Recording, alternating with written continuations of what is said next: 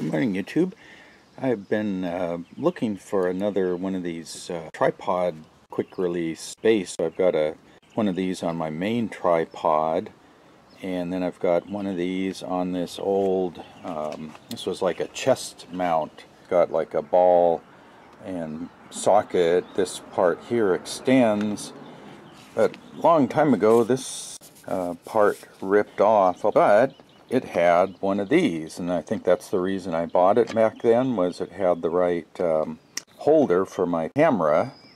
I couldn't figure out how to get this apart. It had a wing nut there, and then it also had a set screw on the other side. I pulled those out, and with a little bit of force I managed to break that off. I must have had a neck down part, and then the set screw went in. You could see inside there, that's where the set screw went in on one side, and then the wing nut went in on the other side, and there must have been a neck down portion, some of this pot metal, probably zinc or some sort of really soft metal, but it probably has just corroded in there. It looks like it's a tapered press fit, and I can't get this piece out. You can see inside there is where the ball is.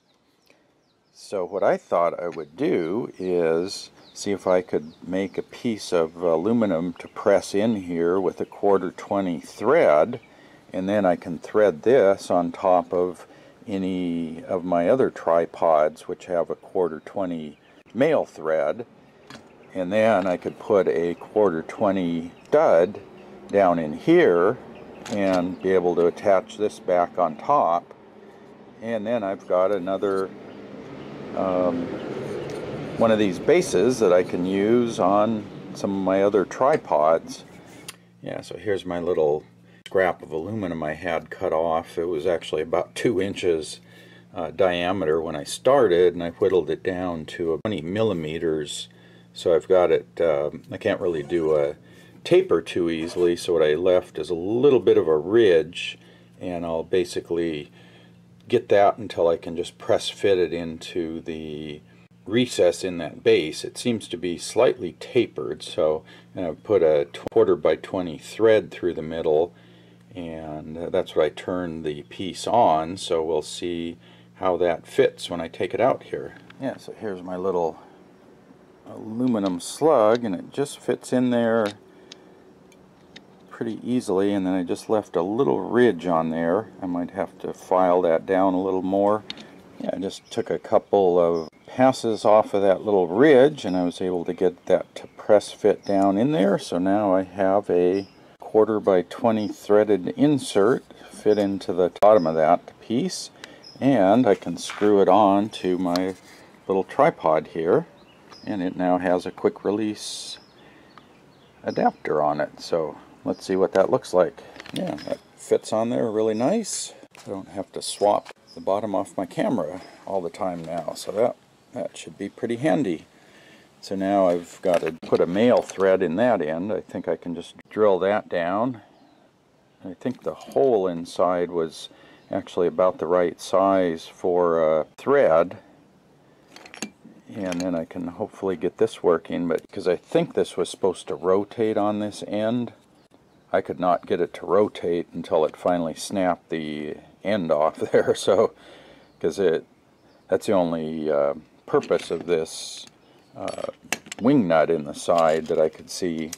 That's what I always thought this wing nut here did, was adjust the tension on that, but this is just strictly friction. There's no clamp up on the top of this one. It's kind of a weird design. It's all friction. But anyway, I've got a new mount for my camera, and it didn't cost anything, just a little bit of time. It was just a scrap of aluminum down there.